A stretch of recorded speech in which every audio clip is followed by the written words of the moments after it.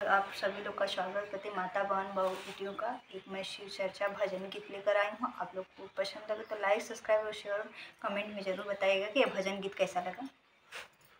किनिया ले आवे जटा लवाए शिव जटा जारी रहे।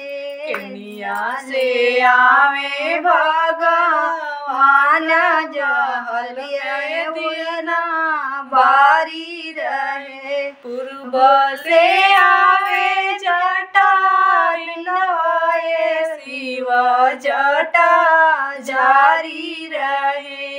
पछिवाले आवे भगवान महल में देना बारी रहे। कमाले ठैब जटा लवाए शिव जटा जारी रहे।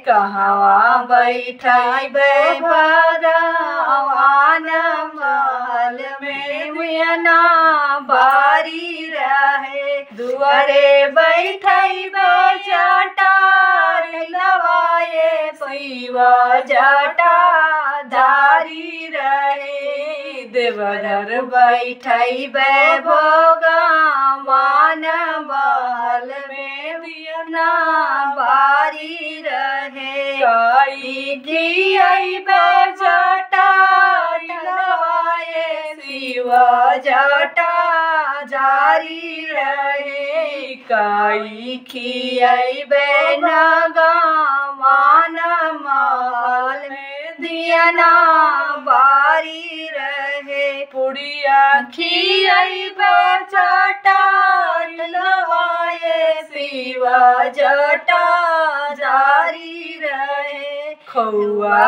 खियैब भगवान महल में देना बारी